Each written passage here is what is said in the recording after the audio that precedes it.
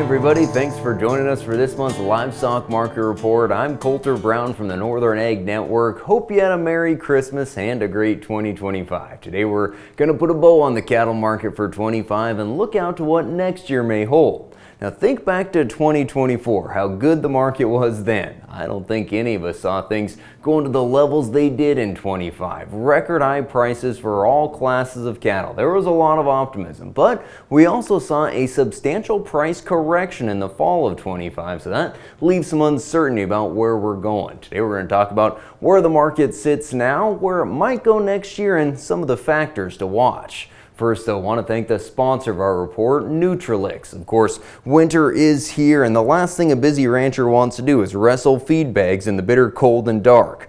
Let your trusted local Nutrilix dealer provide your cow's whole herd health with a custom Nutrilix liquid ration. When feeding your herd this winter, choose the supplement proven to help maintain body condition scores and keep your cows working for you. Well, cattle futures found their bottom for the fourth quarter right around Thanksgiving, but December actually found a pretty strong rally for the cattle futures. Feeders are up $24 to $26 for the month. Live cattle didn't see quite that amount of strength, up probably $10 to $12, but really a strong month. Of course, things do get pretty quiet during the holiday weeks, but this market seems well positioned to rebound in January. Now, taking a look at what we saw on these nearby futures contracts over the course of 25, it's almost straight up for the majority of the year. Of course, then we get to mid-October, we saw that big correction, but you can see prices already moving in the right direction here.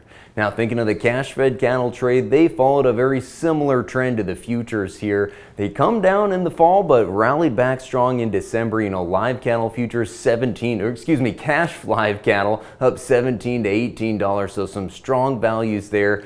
Packers were cutting a fat hog for a minute when those cash prices were coming down and box beef stayed elevated, but that flipped around in December, and now the cash is up and the box beef really trended lower for most of the month. We finished the month with those live cash sales from $228 to $230, dress sales $356 to $360. The industry did get another friendly cattle on feed report in December. Placements were the big surprise again, coming in lower than expected. Marketings continue to trend down just as we're seeing lower cattle supplies and inventory still running about 2% below last year. Now, how long can this situation continue? We're keeping these cows on feed longer, and that's supporting inventory levels, but worry that feed yards could be really struggling to find cattle if this continues. Of course, one factor that's been affecting the market is the fact that we're not seeing Mexican cattle coming in. For most of 2025, the border's been closed due to the screwworm issue in Mexico. I would expect that to change here soon, just because Mexico's getting a better handle on the issue. USDA's put millions of dollars into helping them fight screwworms, dispersing millions of sterile flies every week, so they feel like they're getting a better handle on it. It'll be a phased reopening of the border, not just gonna open the gates and let them all flow through, and there'll be some new protocols in place to treat cattle as they cross the border. It's still likely to cause a negative market reaction when those cattle do come across, but really shouldn't have a huge, long-lasting negative effect on the market. Well, I want to look at where we're at with the current cattle cycle, how these prices balance with the supplies of cattle. I think most of us would say that the highs are probably in. Don't think we're going to see feeder futures get back to that 380 level, but what are we going to see in 26? A lot of the price prognosticators are saying that prices will be steady to lower, but one of these factors to watch is going to be calf prices and where we're at with heifer retention. Really, 2025 more of a stabilization year. A lot of the predictions for the January cattle inventory report are saying that we'll see total levels maybe just a little bit above last year, but fairly stable. The reason we stabilized was because those culling rates come down so much, not because we increased the heifer retention.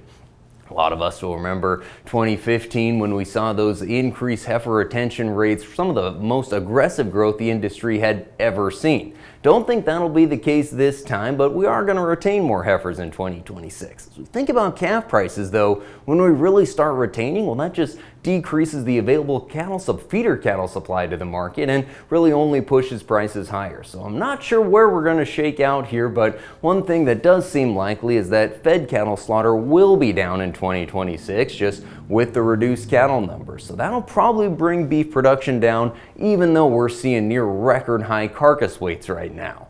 Now, one thing that will affect is beef prices. They're going to stay elevated in 2026, which could have an effect on demand. But demand has outperformed expectations in nearly every way in 2025. We saw record high prices for retail. Wholesale beef prices weren't quite at records, but extremely elevated. Now, there was a lot of questions about were beef prices too high. Political commentary on the beef business is not something we see a lot of, but there were questions about it. But really, consumers proved that they demand beef, that they're willing to pay for it. And as you think of what these beef prices have done with inflation, it's getting to be about 14 minutes of work that's required to purchase 1 pound of choice beef. So think what wages have done with inflation and what these beef prices have done.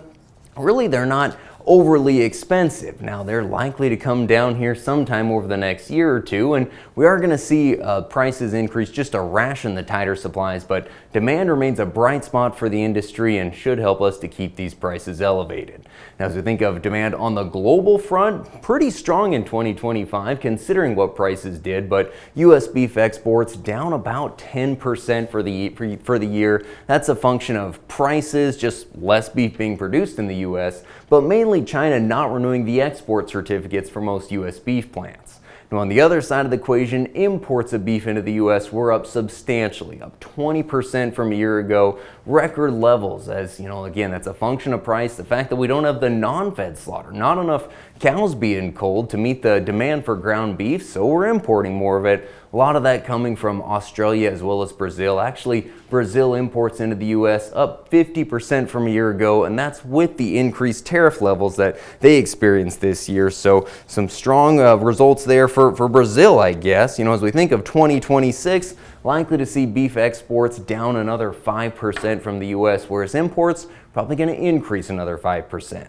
I want to talk about feed yards for a second. A lot of us remember 2015 and 16 when feed yards really felt the squeeze as they lost leverage to the packers, and these high-priced calves had to have some negative closeouts for a little while there. One of the things that's helping feed yards, of course, is the cost of gain. We saw a big corn crop this year, and stocks-to-use levels are pretty comfortable. Kind of depends on what we see for corn acreage in 2026, but probably expect corn prices to stay in this $4 to $5 a bushel range.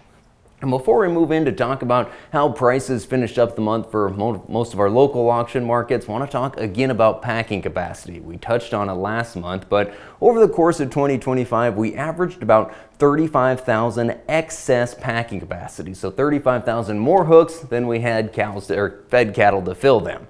Of course, that resulted in Tyson's decision to close the Lexington, Nebraska facility and decrease to a single shift in Amarillo. So for 2026, looks like right now we're still going to have 15 to 20,000 per week of excess capacity. So shouldn't be a huge negative effect on the market. It is going to cost feed yards some leverage and maybe take some of the flexibility out of our industry to deal with some of these black swan events that we've seen in past years. But new plants in Nebraska and Missouri have come online this year. They're really getting up to full production right now. And there is another large plant scheduled to open in 2028 in Amarillo. So those new plants kind of help support expansion in the industry. It's not a good thing to lose packing capacity, but right now it doesn't look to be a huge limiting factor.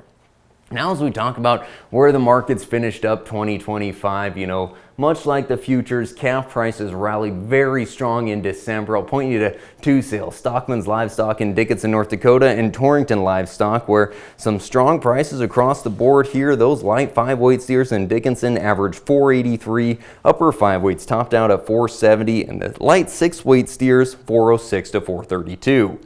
In Torrington, them light 4-weight sold as high as $609, upper 5 weights $420 to $460, and how about 7-weight steers from $361 to $379. Weigh up markets kind of maintained their seasonal trend this year. Prices definitely as high as we've seen them, but did come down in the fourth quarter like we typically see. Most of those cows probably averaging somewhere $1.50, $1.55 right now. But I do think it's going to benefit the producers who are able to hold on to cows and sell them in early 2026. Usually we see that market come back. Looks like it's going to do the same thing this year.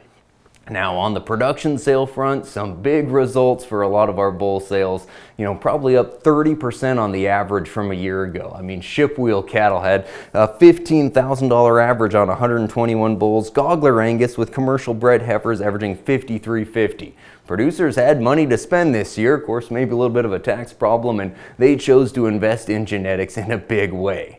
Obviously, the bred cow market gets real busy in December. Just between these two sales, 14,000 head were sold in Billings, and boy, we saw prices 20 to 30, 35% above a year ago. At the Pays Blue Ribbon, bred heifers averaged 4,062. Young bred cows topped out at 4,650. At the Northland bred cow sale, the 5 to 8-year-old cows sold 3,100 to 3,950, and short-term cows averaging 2,788.